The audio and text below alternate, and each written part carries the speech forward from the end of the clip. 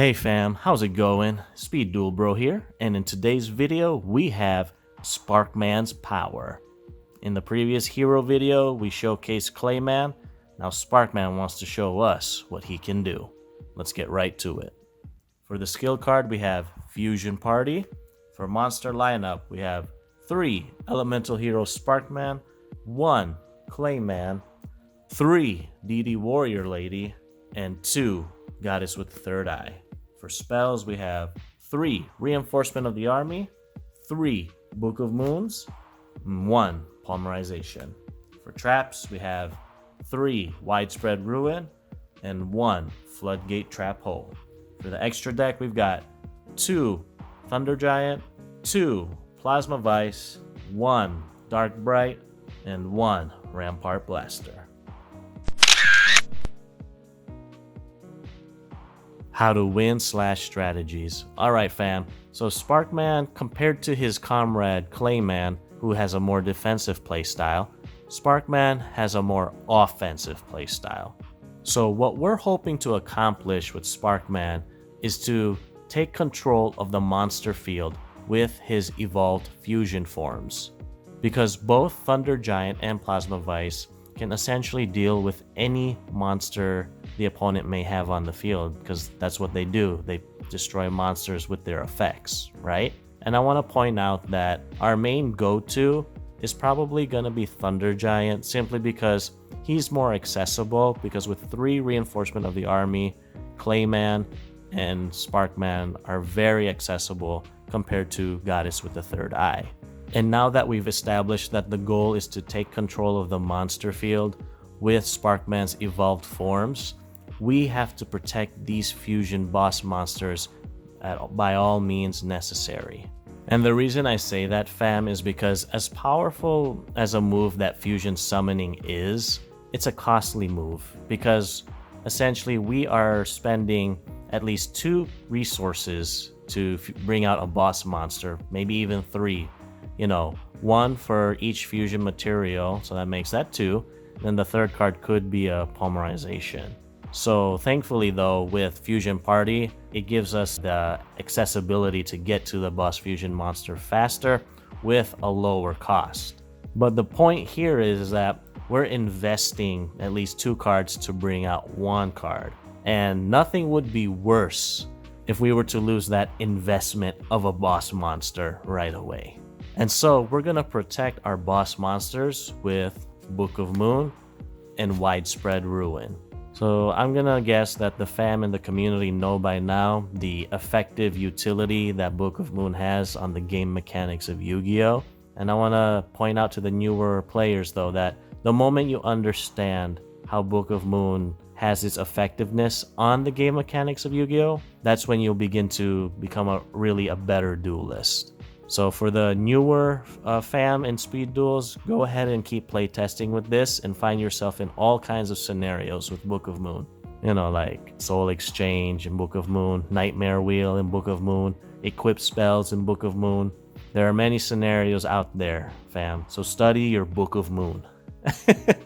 But with the examples that I had just mentioned with Book of Moon, you know, Book of Moon versus this card, Book of Moon versus that card, you'll notice that Book of Moon can deal with the opponent's back row. So in a way, fam, if you think about it, Book of Moon not only helps us protect our monsters or stun the opponent's plays, but it also helps us deal with whatever back row the opponent may have. So as you can see, Book of Moon is that effective. And then we have Widespread Ruin here, fam, just because if we run into DD Warrior Lady or Zoma, well, we have Widespread Ruin for that. Because again, nothing is worse for us than losing our boss fusion monster right away. So if we can keep our boss fusion on our side of the field for at least 2 of our turns, we should be okay. The duel should be in our favor by then. So yeah, fam, this is the strategy. I know it's very simple, but SPARKMAN really is just a more offensive kind of play style. So what we can do for him is have his back. And we'll do that by having Book of Moon and Widespread Ruin, so that he can fight off the path of villainy, which is our opponent. Card analysis. the skill card Fusion Party. You already know what it does, fam. It lets us fusion summon at any given time, one of the best skills for the current format. And then we play the 3 elemental hero Sparkman because he's the main star of this deck profile this time around, and he wants to showcase us what he can do. And then we play the 1 copy of elemental hero Clayman because we kind of have to, fam, because Clayman is a good reinforcement of the army target, thus giving us easier access to Thunder Giant right away. And then I play the 2 Goddess with the 3rd eye. Now this, fam, I felt like 2 is sufficient because essentially we can only fusion summon twice in this deck, right? And yes, we can make the argument that if we played the 3rd Goddess with the 3rd eye, we have easier access to Plasma Vice or Dark Bright. But here's the thing, Goddess with the 3rd eye is not searchable, so meaning we'd have to draw into it. So that's why I play 2, fam. It's just the right amount for the right amount of flexibility that it gives us. Because remember, with Goddess with the 3rd eye, thanks to her, we can also have access to Rampart Blaster and Dark Bright. But yeah, that's why I play just 2 copies. And then we play the 3 copies of DD Warrior Lady. Now this, fam, I feel like it's very self-explanatory. One of the best staples in the game right now. And good base stats, easy monster removal upon summon, and it's also a reinforcement of the army target. So you can't go wrong with DD Warrior Lady. And then we play the 3 reinforcement of the army, otherwise known as Rhoda. This is also very self-explanatory, helps us search for our fusion materials or an instant out. And then we play the 3 Book of Moon, as mentioned in the how to win / strategies part of the video, the utility of Book of Moon and how just effective it really is in protecting our boss fusion monsters. And then we play the 1 copy of Polymerization because I wanted to be able to fusion summon more than once. And then we play the 3 copies of Widespread Ruin, again to help just protect our investment of a fusion boss monster from DD Warrior Lady or Zoma or anything that can just remove our monster right away. Because remember, if we can keep our boss monster for at least 2 of our turns, the duel should be in our favor by then. And then we play the 1 copy tech choice of Floodgate Trap Hole. Now the reason why I say it's a tech choice in this deck, fam, is because I wanted to keep the deck to 20 cards and I just needed that 1 spot to be filled. So Floodgate Trap Hole just seemed like a solid choice because you already know what it does. It just shuts down the opponent's summoned monster just like that. And one could argue again that Book of Moon has the same function, but Book of Moon has more utility than Floodgate Trap Hole. So yeah, fam, if you wanted, you could just choose any other card because again, I said it's a tech choice spot for the deck. So I just decided to go with Floodgate Trap Hole. And then we play the 2 Thunder Giant because he's going to be our main go-to, or at least in my play testing, he's been the one I've been fusion summoning the most because he's the most accessible.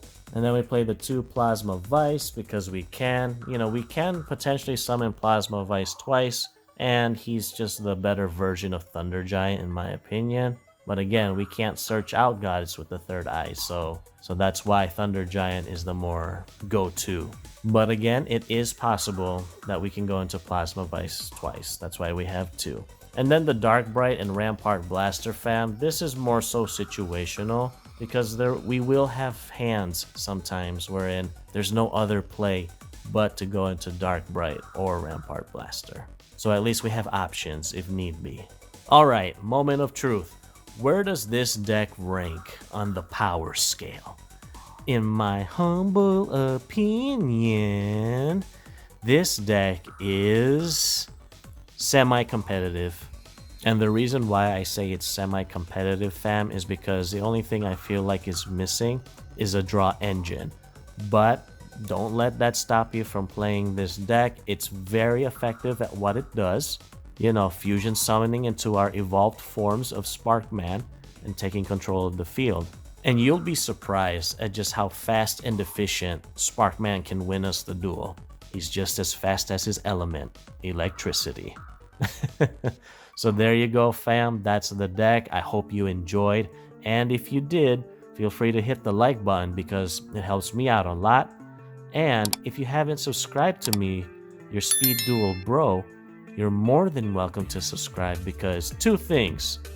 One, I always play to win, and I'll show you how to win. And two, if you love speed duels, I'm sure you'll love me too, your speed duel bro. Thank you for watching, and I'll catch you all in the next one. Peace.